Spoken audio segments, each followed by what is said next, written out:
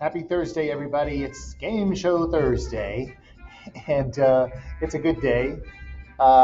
Today we have tutoring after school from 4:40 to 5:30, so come by and see me if you need to. And we will write responses that demonstrate an understanding of increasingly challenging texts within and across genres. So we're starting our new unit today, our multi-genre unit, and we're starting off with poetry. And if you don't like poetry, hey, that's okay. We're going to learn something new and new ways to look at it. So I will learn to interpret poetry so that I deepen my understanding and sharpen my inferencing skills. We'll talk about what inferencing means. And then our close, well, what does the poem really mean? We're going to try and figure it out for ourselves so we can come up with our own interpretation. Okay, so let's go ahead and get started. The music I'm playing is Herb Alpert and the Tijuana Brass. It's called Spanish Flea, and it's kind of fun. Tijuana Taxi. You can hear that bah, bah sound there in the background. So let's get to our poetry.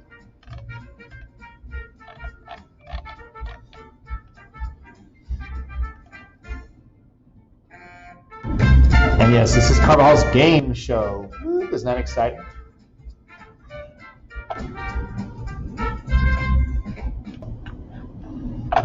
So when we think about poetry, it really helps to think about riddles, because a lot of us don't like poetry because we've never really thought about them and used our imagination.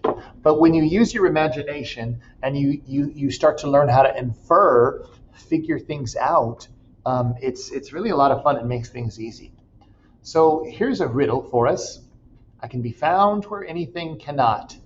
Dead men eat me all the time, but if a living man eats only me, he'll die. Let's see if you can figure it out. I'm going to give us some time.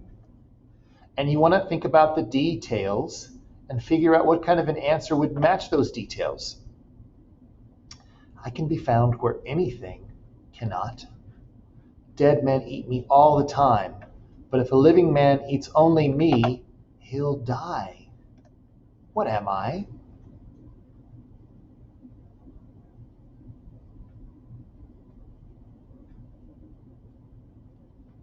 Let me give us a clue. If I'm not something, what am I? See if you can figure it out if you haven't figured it out yet.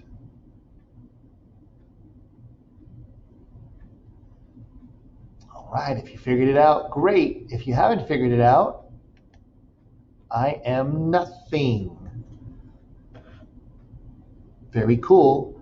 So I can be found where anything cannot. If there's nothing there, there's nothing. Dead men eat nothing all the time. And if a living man eats nothing, he'll die. It all matches. It all goes together. So it's really fun to figure these out. Let's do another one. 3 lives have I, gentle enough to soothe the skin, light enough to caress the sky, hard enough to crack rocks. What am I? 3 lives have I, soothe skin, caress the sky, hard enough to crack rocks. What has 3 lives? See if you can figure it out.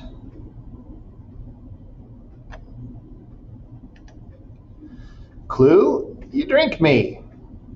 Oh, I bet you got it now, right? I am water. And water, how does water have 3 lives? Yeah, you know, it is a solid, it is a liquid, and it is a gas, right? So it's a liquid, it soothes the skin, we wash our face, we take a shower. In the sky, well, we call water in the sky clouds. And then, have you heard of icebergs? Yes, hard ice. Icebergs will definitely crack rocks. So that's how you figure that out. All right, ladies and gentlemen. So if you were in class, we would be doing some more riddles. We'd be looking at some other poems. But let's get to what we're really focused on today. Hopefully you got an idea. Okay, riddle skills means I'm paying attention to the details, right? I'm using the available details plus your imagination and the words to figure out the mood and the tone of the poem and figure out what's going on. Now, mood and tone is very important to poetry. And sometimes people struggle with what is the difference. But keep in mind, the tone is how you think the author sounds and how you think the author feels. So it's focused on the author and the writing itself. The mood is how it makes the reader feels. So sometimes they match. The author's sad and it makes you feel sad as a reader, but not always. And that's what mixes people up. Let's say I'm very sad because somebody I love has died and I write about it. Well, if you're in a mood and you read about how somebody has been killed, it might make you very angry.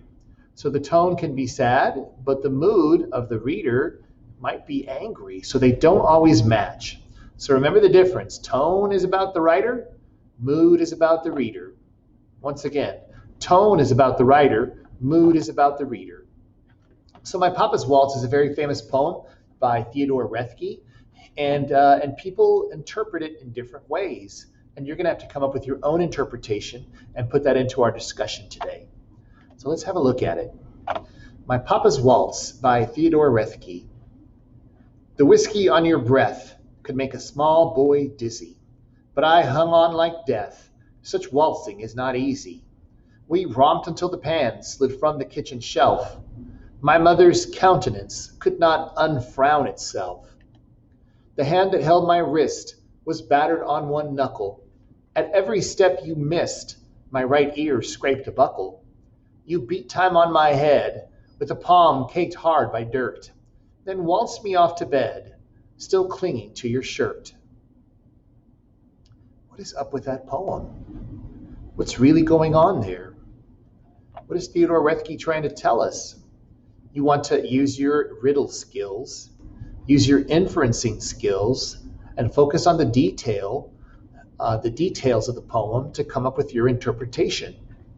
So if you look at this first part, well, Dad has obviously had something to drink, right?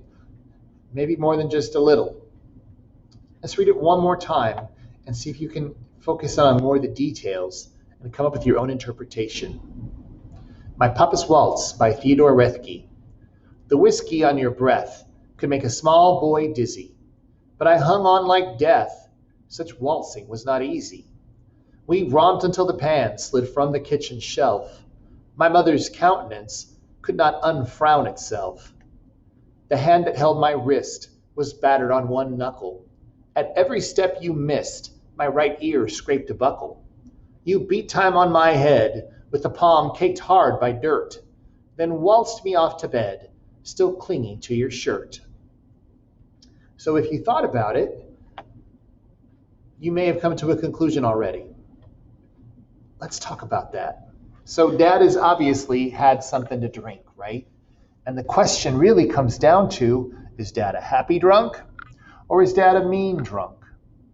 And if he's a mean drunk, well, let's look at some of the details. I hung on like death. We romped until the pans. Romped could mean playing. Romped could mean fighting. It's up to you, like roughhousing playing. We romped through the rooms. So we romped until the pan slid from the kitchen shelf. My mother's face, countenance means face, could not unfrown itself. That'll disappear. There we go. My mother's face could not unfrown itself. So Mom's upset that this is happening. And look at this. The hand that held my wrist was battered. At every step you missed, my right ear scraped a buckle, like a belt buckle. So this kid could be getting beat, right? Very easily. You beat time on my head with a palm caked hard by dirt, then waltzed me off to bed, still clinging to your shirt. So there are lots of things you can point to that tells us Dad is mean, Dad is drunk, and Dad is hurting this child. But what if you looked at it another way? What if Dad was a happy drunk? Hey, I had a hard day at work. I had something to drink. Oh, there's my little boy. Come here, you. Let's dance around. And we've all seen scenes where Dad puts a little kid on his feet and they start dancing around the room. And think about it. What if Dad was a happy drunk? I hung on like death. Notice, he's hanging on. He's not running away. He's not trying to get away. When I was a kid, little kid, 4 or 5 years old, my dad would put me on his back and say, "Woo, I'm a bronco. I'm a bucking bronco. Hold on." And I would hold on to his shirt collar, and he would start running around the room, and I would be laughing, and I would be hanging on like death, but I'd be laughing the whole time. Such waltzing was not easy. Well, yeah, it's not easy, but it doesn't mean that I was getting hurt. And then when we romped, could be playing. So you could think of it that way. And then mother's face, if her child was getting beat, would she just be frowning? I think it's more that she might be frowning if, oh, this big idiot, he's making a mess. He's had too much to drink. So the frown, as opposed to she's horrified or she's scared, Mom isn't horrified or scared. Mom is just frowning. And then, of course, if you're a little kid with your feet on your dad's feet, well, his belt buckle is probably right by your ear. So yeah, his ear got scraped. And it doesn't say I was battered, right? His dad is a laborer. His dad works hard. So his hands had battered knuckles. His hands were caked hard by dirt. His dad had hard, calloused, dirty hands because he was a laborer. And look at this last line. Waltzed me off to bed. And what's the little boy doing in the last line? Clinging to your shirt. So I'm sure not saying Dad's perfect, right? But would little boy be clinging to Dad's shirt if Dad was hurting him at this time? Nobody knows but Theodore Roethke. And when Theodore Roethke was still alive, he didn't want to tell anybody. People would ask him about this poem, and he would say, you decide for yourself. And that's what I want you to do right now in our discussion question. Go into Schoology and our current week of 9/14, Thursday's work. Monday, that was our graded discussion from Mexican White Boy. If you haven't turned that in, be sure you turn it in. You probably already have a 0 for it if you haven't. Wednesday's work, that was our test. If you got an email from me, I just sent it to everybody because a number of people had not turned it in. It doesn't mean you didn't turn it in. It was just a reminder. So our discussion is in Thursday's work today.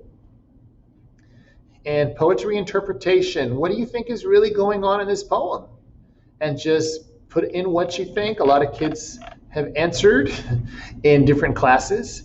And there you go. See, there's some good answers there. It just hasn't updated. So tell me what you think. Give me your response, and you'll get attendance for today. So thanks for watching the video. Hope you're having a great day, and come to class. I miss you. Bye-bye.